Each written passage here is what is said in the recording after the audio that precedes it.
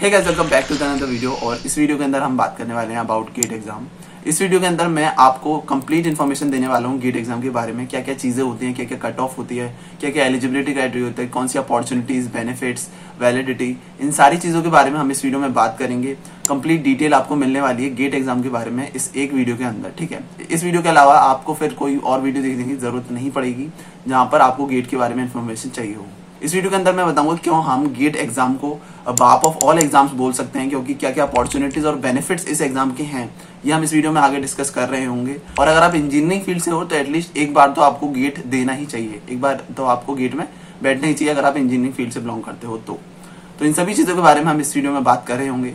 तो स्टार्ट करते हैं, but before I start hit the like button, subscribe the channel and let's get started. सबसे पहले अगर हम बात करें गेट एग्जाम के बारे में तो what is GATE exam? GATE stands for graduate aptitude test in engineering. इस एग्जाम को हर वो बच्चा दे सकता है, हर वो कैंडिडेट दे सकता है जो ह्यूमैनिटीज से हो, इंजीनियरिंग से हो, आर्किटेक्चर से हो या फिर बेसिक साइंस बैकग्राउंड से हो। ये सभी इस एग्जाम को दे सकते हैं। कोई भी कैंडिडेट इस एग्जाम को इसीलिए देता है ताकि वो अपने आगे मास्टर्स कर सके, अपने एमटेक या फिर अपने पीएचडी वगैरह में जा सके, एमएस में जा सके। इन सारी चीजों के लिए अपने जो है पोस्ट ग्रेजुएट के लिए इस एग्जाम को कराया जाता है, ताकि इस एग्जाम को देने के बाद जो भी कैंडिडेट्स हैं, जो भी स्टूडेंट्स हैं, उनको एक अच्छा कॉलेज मिल सके, उनको एक अच्छा गवर्नमेंट कॉलेज मिल सके अपनी पोस्ट ग्रेजुएशन करने के लिए। और हम बात करें इंजीनियरिंग अंदर तो जो भी बीटेक का कोई भी स्टूडेंट है वो इस एग्जाम के अंदर बैठता है ताकि वो बेटर कॉलेज, एक अच्छा गवर्नमेंट कॉलेज उसको मिल सके अपने एमटेक करने के लिए। जैसे कि आपके आईआईटीज हो गए, एनआईटीज हो गए, ट्रिपल आईटीज हो गए या फिर जो अदर सेंट्रल गवर्नमेंट यूनिवर्सिटीज होती है इंजीनियरिंग की, वो आपको मिल सकती हैं। और आपको ये बताने की जरूरत नहीं है आई थिंक कि गवर्नमेंट कॉलेजेस के लिए क्यों इतना कंपटीशन है और क्यों बच्चे गवर्नमेंट कॉलेजेस से अपने एमटेक या फिर एमएस करना चाहते हैं, ठीक है।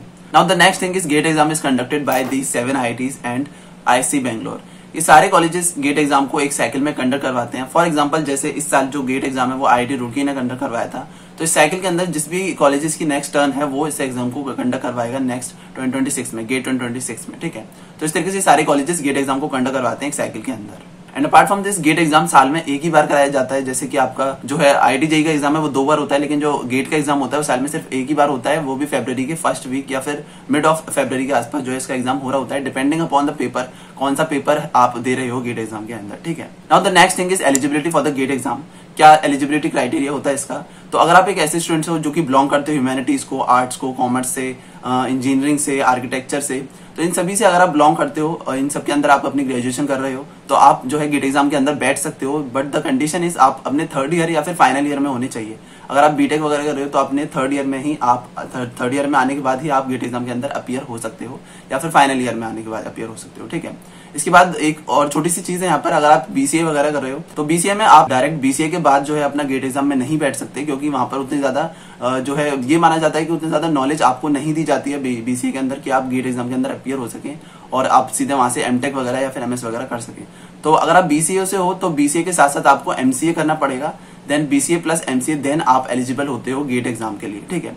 नीचे मैंने आपको लिंक दे दिया, उसके अंदर आपको सारी इन्फॉर्मेशन मिल जाएगी कि आप किसी भी बैकग्राउंड से हो, सारी एलिजिबिलिटीज वहां पे दे रखी है। आप BC से हो, आप MCA BCA वगैरह से हो या फिर आप आर्ट्स से हो, कॉमर्स से हो, इन सबके लिए पर्टिकुलरली जो है एलिजिबिलिटी बता रखी है ऑफिशियल वेबसाइट पे, उसका लिंक आपको डिस्क्रिप्शन में मिल जाएगा, ठीक है। And apart from this one thing is left which is age. तो गेट एग्जाम के अंदर कोई भी एज लिमिट नहीं होती, आप किसी भी एज के हो आप इस एग्जाम के अंदर बैठ सकते हो। बट द रीजन इज आपकी जो ऊपर वाली कंडीशन है वो फुलफिल होनी चाहिए, आप इन सभी प्रोग्राम से होने चाहिए, ये आपका बैकग्राउंड होना चाहिए और आप 3rd या 4th ईयर में होने चाहिए। बाकी इसके ऊपर कोई भी एज लिमिट नहीं है, आप किसी भी एज के अंदर गेट एग्जाम के अंदर अपीयर हो सकते हो। ये वाला क्लिप आपने देखा ही होगा, सोशल मीडिया पे काफी ज्यादा वायरल हुआ था। एक जो ग्रैंडफादर है वो गेट एग्जाम देने गए थे अपने ग्रैंडसन के साथ। सर आप कौन सा पेपर अटेम्प्ट कर रहे हैं? गेट का, सिविल का सर? सिविल का। तो सर आप तो काफी एजेड लग रहे हैं सर, क्या एज है आपकी? मेरी एज 69 प्लस। ओके। तो my grandson is also doing MTech with me. तो सर आप किसी प्रोफेशन में थे पहले? हाँ, retired as SDO on the basis of ITI. I missed my promotion. I does not want to miss anyone in future to miss the promotion. तो sir gate देना का कैसे मतलब PhD करने का इरादा है। तो जो एज लिमिट है, एज लिमिट की कोई वो नहीं है इसके अंदर, आप किसी भी एज में गेट एग्जाम के अंदर अपीयर हो सकते हो। Now the next thing is exam structure. GATE exam को आप टोटल 30 पेपर्स में लिख सकते हो। आप 30 में से किसी भी 2 सब्जेक्ट के अंदर अपना गेट एग्जाम लिख सकते हो। हाँ, आप 2 सब्जेक्ट के अंदर लिख सकते हो, आपके पास चॉइस होती है, एक प्राइमरी और एक सेकेंडरी सब्जेक्ट चूज करने की। 2 पेपर्स में आप गेट एग्जाम को दे सकते हो। ये सारे 30 पेपर्स हैं, आपकी स्क्रीन पर दिख रहे होंगे। और इनके अंदर आप गेट एग्जाम को लिख सकते हो डिपेंडिंग अपॉन अकॉर्डिंगली आपके जो है किस फील्ड से आप आते हो, ह्यूमैनिटीज, आर्ट्स, कॉमर्स, इंजीनियरिंग, जिस भी बैकग्राउंड से आप आते हो उनके बेसिस पर आप इनमें से किन्हीं भी 2 जो है पेपर्स के अंदर आप जो गेट एग्जाम को है दे सकते हो। ठीक है, इसका जो ऑफिशियल लिंक है वो मैंने डिस्क्रिप्शन में दे दिया है, वहां से जाके आप सीधे इस पेज पर रिडायरेक्ट हो जाओगे जहाँ पे सारे पेपर्स दे रखे हैं। इसके बाद नेक्स्ट चीज आती है किस मोड में कंडक्ट होता है ये एग्जाम। तो ये पूरा सीबीटी होता है, कंप्यूटर बेस्ड टेस्ट होता है। आपको सेंटर पे जाना है और वहां पर आपको कंप्यूटर पे ये जो एग्जाम है वो आपको देना होता है। ठीक है, अगर हम बात करें ड्यूरेशन की तो टोटल 3 घंटे का एग्जाम होता है आपका गेट का, और इसके अंदर आपके पास 100 मार्क्स का होता है और 65 क्वेश्चंस होते हैं। इसके बाद बात करें क्वेश्चंस टाइप की, किस टाइप के क्वेश्चंस गेट एग्जाम में आते हैं, तो इसके अंदर टोटल 3 टाइप के क्वेश्चंस आपको देखने के लिए मिलेंगे, एमसीक्यू और एमएसक्यू एंड एनटीए, मतलब कि multiple choice question, multiple select question and numeric answer type question. जो भी एमसीक्यूज होते हैं आपके उसमें 1 और 2 मार्क्स के आते हैं और अकॉर्डिंगली नेगेटिव मार्किंग भी होती है 1/3 और -2/3। अगर 1 मार्क्स का है तो -1/3, 2 मार्क्स का है तो -2/3 नेगेटिव मार्किंग भी होती है। आपकी जो एमएसक्यूज होते हैं मल्टीपल सिलेक्ट क्वेश्चन और जो एनएटीज होते हैं न्यूमेरिक आंसर टाइप, उनके अंदर कोई भी नेगेटिव मार्किंग नहीं होती। अपार्ट फ्रॉम दिस जो गेट पेपर होता है उसको हम 2 डिफरेंट सेक्शन में बांट सकते हैं, जिसमें पहला सेक्शन हो जाता है आपका एप्टीट्यूड का सेक्शन, जनरल एप्टीट्यूड का सेक्शन, जिसके अंदर आपके पास 10 क्वेश्चन होते हैं 15 मार्क्स के। ठीक है, बाकी के जो रिमेनिंग होता है आपके जो 55 क्वेश्चन होते हैं वो आपके 85 मार्क्स के होते हैं। आपके जो भी कोर सब्जेक्ट होता है उसके, फॉर एग्जाम्पल अगर मैं बात करूं इंजीनियरिंग का, कोई बीटेक का बच्चा दे रहा है तो उसके अंदर जो भी कोर सब्जेक्ट हो जाते हैं उसके, जैसे कंप्यूटर नेटवर्क हो गया, सीओए हो गया और आपका डेटा स्ट्रक्चर्स हो गया, एल्गोरिथम हो गया, ये सारे सब्जेक्ट्स जो उसके कोर सब्जेक्ट्स हैं उसकी फील्ड के, वो उन सभी का इन 85 क्वेश्चंस के अंदर समअप किया जाता है और इसका जो जनरल एप्टीट्यूड होता है वो अलग आपका 15 मार्क्स का होता है। ठीक है, नाउ अपार्ट फ्रॉम दिस अगर आप किसी अच्छे इंजीनियरिंग कॉलेज में जाना चाहते हो, आप एमटेक करना चाहते हो, फॉर एग्जांपल आपने बीटेक कर लिया और एमटेक के लिए आप किसी अच्छे गवर्नमेंट कॉलेजेस में जाना चाहते हो, जैसे कि आपके जो टॉप आईआईटीज होते हैं, IIT Delhi, IIT Bombay, IIT Guwahati, इन सब के अंदर जाना चाहते हो, तो आपको सिर्फ कट ऑफ से काम नहीं चलेगा यार, वहां पर आपको एक बहुत अच्छा डिसेंट स्कोर करना पड़ेगा। फॉर एग्जांपल आपका 75 या फिर 70+ मिनिमम स्कोर वहां पर आपको करना पड़ेगा अगर आप इन सभी अच्छे कॉलेजेस के अंदर जाना चाहते हैं एमटेक करने के लिए, एमएस करने या फिर पीएचडी करने के लिए।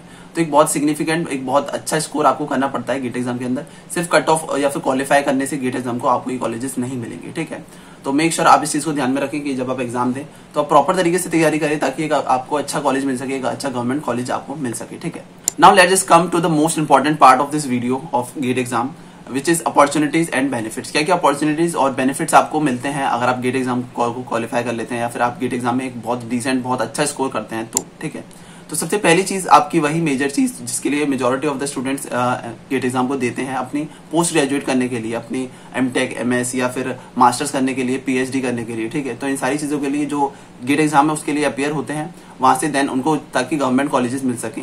ये है सबसे पहला बेनिफिट या अपॉर्चुनिटी जो आपको मिलती है।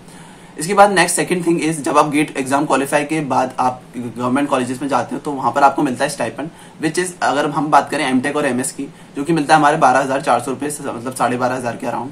और अगर आप पीएचडी वगैरह के अंदर हो तो वहां पर आपको 28 फर्स्ट 2 ईयर्स के लिए मिलता है आई थिंक, एंड देन आपके नेक्स्ट 3 ईयर्स के लिए आपका वो इंक्रीमेंट हो रहा होता है 35,000 के अराउंड। तो अकॉर्डिंगली आप देख लेना अगर आप पीएचडी वगैरह करना चाहते हो तो क्या क्या स्टाइपेंड रहेगा आपका कॉलेजेस के अंदर अगर आप किसी गवर्नमेंट कॉलेज में जाते हो तो। ठीक है, आपका एमटेक एमएस वाला जो स्टाइपेंड है वो अभी 12,400 चल रहा है, काफी टाइम से वो इंक्रीज नहीं हुआ है। पीएचडी वगैरह का इंक्रीज हो चुका है 1-2 बार, बट जो एमटेक और एमएस का जो है वो इंक्रीज नहीं हुआ है। तो इस चीज को लेकर काफी अपील चल रही, काफी अपील की स्टूडेंट्स ने। तो हो सकता है जो नेक्स्ट ईयर या फिर उसके नेक्स्ट ईयर जो है स्टाइपेंड इंक्रीज हो जाए अप टू 15,000।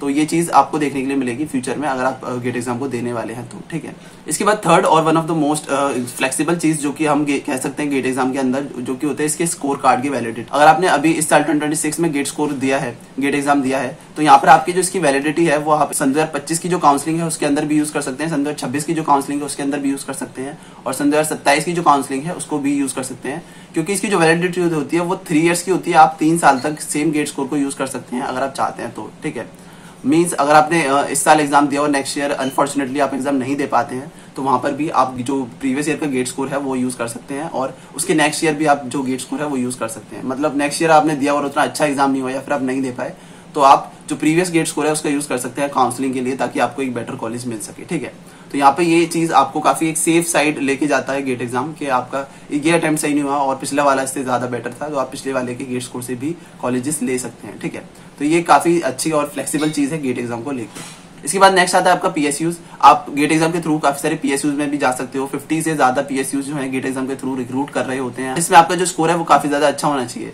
पीएसयूज जैसे आपके आईओसीएल, एनटीपीसी, डीआरडीओ, और भेल, इस तरीके के जितने भी PSUs हैं वो सारे गेट एग्जाम के थ्रू भी रिक्रूट कर रहे होते हैं। 50 से ज्यादा PSUs हैं ऐसे जो गेट एग्जाम के थ्रू रिक्रूट करते हैं। बट आपका जो स्कोर है वो काफी अच्छा स्कोर यहाँ पर चाहिए होता है। जैसे आपका टॉप IITs के लिए आपको अपना स्कोर चाहिए 70+, 75+, इस तरीके से काफी अच्छा स्कोर है यहाँ पर आपका होना चाहिए। और अकॉर्डिंगली आपका जो इंटरव्यू वगैरह है वो हो रहा होता है, या फिर जो काफी सारे PSUs है वो गेट एग्जाम से क्वालिफाई होने के बाद, गेट एग्जाम के बेसिस पर शॉर्टलिस्ट करने के बाद भी एक टेस्ट और एक इंटरव्यू कंडक्ट करवा रहे होते हैं। ठीक है, तो अकॉर्डिंगली आपको देखना है कि आप किस PSUs के अंदर जा रहे हो और वहां पर आपको जो भी प्रोसेस है अकॉर्डिंगली हो रहा होता है। ठीक है, तो ये आपके पास एक अच्छी अपॉर्चुनिटीज होती है, एक काफी सिमिलर जॉब होती है गवर्नमेंट से, तो वो आपको मिल सकती है गेट एग्जाम के थ्रू PSUs के अंदर। इसके बाद नेक्स्ट आता है आपका इंटरनेशनल अपॉर्चुनिटीज। कुछ 3-4 कॉलेजेस हैं इंटरनेशनल, जर्मनी के 2 कॉलेज हैं और सिंगापुर के 2 कॉलेजेस हैं जो गेट एग्जाम के थ्रू भी जो है एडमिशन ले रहे होते हैं, तो आप वहां पर भी जा सकते हो। सेम चीज वहां पर एप्लीकेबल होती है। आपका स्कोर बहुत अच्छा होना चाहिए, आपका जो प्रीवियस वर्क है आपके ग्रेजुएशन के अंदर वो काफी अच्छा होना चाहिए। उसके बेसिस पर आप इन सारी यूनिवर्सिटीज के अंदर, जो फॉरेन यूनिवर्सिटीज हैं उनके अंदर भी स्टडी कर सकते हो गेट एग्जाम के थ्रू। ठीक है, तो इस तरीके से आपके पास एक इंटरनेशनल अपॉर्चुनिटी होती है गेट एग्जाम देने के बाद भी। इसके बाद नेक्स्ट आता है आपका प्राइवेट सेक्टर। अगर आपने गेट एग्जाम क्वालिफाई कर रखा है और आपको मास्टर्स वगैरह नहीं करनी है, सिंपल आपको एक कॉर्पोरेट जॉब करनी है, तो वहां पर भी आपके रेज्यूमे में ये काफी अच्छा जो है एक इम्पैक्ट डाल रहा होता है। अगर आप गेट एग्जाम क्वालिफाई कर रखा है, आपकी डिसेंट रैंक है वहां पर, तो वहां पर काफी अच्छा इंप्रेशन आपका पड़ रहा होता है, एक वेटेज आपके रेज्यूमे में आता है जो आपको कहीं ना कहीं स्टैंड आउट करता है बाकी बच्चों से जो आपके कॉम्पिटिशन में होते हैं। और सेम चीज आपके कॉलेज में, फॉर एग्जांपल आपने 3rd ईयर में दिया और 4th ईयर में आपके जो प्लेसमेंट्स हो रहे हैं, 3rd ईयर में क्वालिफाई करने के बाद अगर आप उस चीज को अपने रेज्यूमे में डालते हो गेट क्वालिफाई करने के बाद, तो वहां पर भी आपको काफी ज्यादा बेनिफिट इसको मिलेगा अपने कॉलेज प्लेसमेंट्स के अंदर, काफी वेटेज आपको मिलेगा। आपका रेज्यूमे काफी ज्यादा स्टैंड आउट होगा बाकी बच्चों के कंपेरिजन, बाकी आपके साथ के जो स्टूडेंट्स हैं उनमें आपका जो रेज्यूमे है वो काफी ज्यादा स्टैंड आउट करेगा अगर आपने गेट क्वालिफाई कर रखा है तो। ठीक है, तो इस तरीके से ये आपके प्राइवेट सेक्टर में भी काफी ज्यादा इंपॉर्टेंट रोल प्ले कर सकता है आपकी ग्रोथ के लिए गेट एग्जाम के। इसके बाद नेक्स्ट एक और फील्ड से खुलता है आपका टीचिंग। काफी सारे जो स्टूडेंट्स होते हैं वो गेट एग्जाम क्वालिफाई करने के बाद अपना MTech वगैरह कंप्लीट करते हैं, देन वो अपने जो है एज असिस्टेंट प्रोफेसर या फिर टीचर, काफी सारे इंस्टीट्यूट आपने देखे होंगे उनके अंदर टीचर्स बन जाते हैं गेट एग्जाम के लिए ही। और इस तरीके से आप टीचिंग फील्ड के अंदर भी जा सकते हो गेट एग्जाम क्वालिफाई करने के बाद। वो वहां पर भी जो गेट एग्जाम है और एक आपकी अच्छी रैंक है अगर, तो वो काफी वेटेज यहाँ पर आपके लिए मिलता है, आपको गेट एग्जाम के थ्रू काफी एडवांटेज आपको मिल रहा होता है। ठीक है, तो इस तरीके से ये सारी फील्ड्स हैं आपकी। आप पोस्ट ग्रेजुएट कर सकते हो, आपको स्टाइपेंड मिलता है, आपका गेट स्कोर की वैलिडिटी ज्यादा होती है, PSUs के अंदर आप अपॉर्चुनिटीज मिलती है, इंटरनेशनल अपॉर्चुनिटीज आपको मिलती है। प्राइवेट सेक्टर में ये आपके लिए काफी ज्यादा हेल्पफुल रहता है ग्रोथ के लिए, और आप टीचिंग वाली फील्ड में भी जा सकते हो गेट एग्जाम क्वालिफाई करने के बाद। ठीक है, तो ये सारे अपॉर्चुनिटीज और बेनिफिट्स हैं गेट एग्जाम के, तो इसीलिए गेट एग्जाम को हम बोल सकते हैं कि सबसे ज्यादा अपॉर्चुनिटीज देने वाला एग्जाम होता है गेट। इसके बाद नेक्स्ट आता है आपकी काउंसलिंग प्रोसेसेस। मैं ये इंजीनियरिंग को लेके चल रहा हूँ यार। ठीक है, वहां पर जैसे आपका कोप है, तो सबसे पहले आपकी जो काउंसलिंग प्रोसेस है वो कोप पोर्टल के थ्रू होती है। अगर आप IITs में एडमिशन लेना चाहते हो, आपके स्कोर के बेसिस पर जो भी आपका स्कोर आया है, आप कोप के लिए रजिस्टर करते हो, इंडिविजुअल IITs के ऊपर अंदर आप अप्लाई करते हो। ऑलरेडी काफी सारी वीडियोस आपको चैनल में मिल जाएंगी जिसके अंदर मैंने एक्सप्लेन किया है कोप और CCMT, वहां पर आप जाके देख सकते हो। एक ओवरव्यू मैं यहाँ पर दूंगा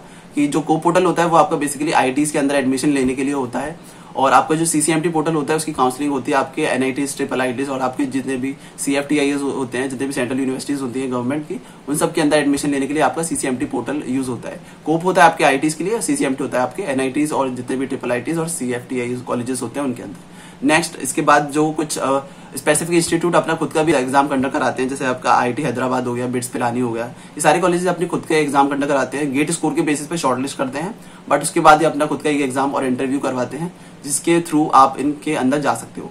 और सिर्फ ऐसा नहीं कि गेट के थ्रू ही आप MTech के लिए जा सकते हो। गवर्नमेंट कॉलेजेस में काफी सारे कॉलेज जैसे DTU, NSUT हो गया, इनके अंदर भी आप जो है विदाउट गेट स्कोर भी ये आपका टेस्ट और इंटरव्यू लेते हैं, उसके बेसिस पर भी आप इनके अंदर एडमिशन ले सकते हो अगर आपने गेट एग्जाम नहीं दिया है तो। ठीक है, तो ये था यार आपका गेट एग्जाम पूरा एक्सप्लेन मैंने आपको किया है, सारी चीजें मैं आपको बता दी, क्या क्या अपॉर्चुनिटीज हैं, क्या क्या प्रोसेस रहता है रजिस्ट्रेशन का, काउंसलिंग के बारे में, एलिजिबिलिटी के लिए बारे में, आपका क्या स्ट्रक्चर रहता है, एग्जाम का स्ट्रक्चर रहता है, कितने मार्क्स का होता है, ये सारी चीजें मैंने आपको बताई। और late me know in the comment section कि आपने इससे पहले गेट एग्जाम से पहले कोई और एग्जाम ऐसा सुना है जिसके अंदर इतनी सारी अपॉर्चुनिटीज आपको मिल रही हो जो मैंने आपको इस वीडियो के अंदर इस गेट एग्जाम के थ्रू बताई। ठीक है, तो late me know in the comment section, वहां पर डालो अगर कोई और एग्जाम भी ऐसा है जो इतनी मल्टीपल अपॉर्चुनिटीज आपको देता है, इतनी फ्लेक्सिबिलिटी आपको देता है। और आई होप ये वीडियो आपके लिए काफी ज्यादा हेल्पफुल रहा हो। इससे रिलेटेड आपको काफी सारी वीडियोस चैनल पर भी देखने के लिए मिलेंगी, तो मेक श्योर आप इस चैनल को सब्सक्राइब करें ताकि आने वाले वीडियोस का नोटिफिकेशन जो है वो आपको मिल सके।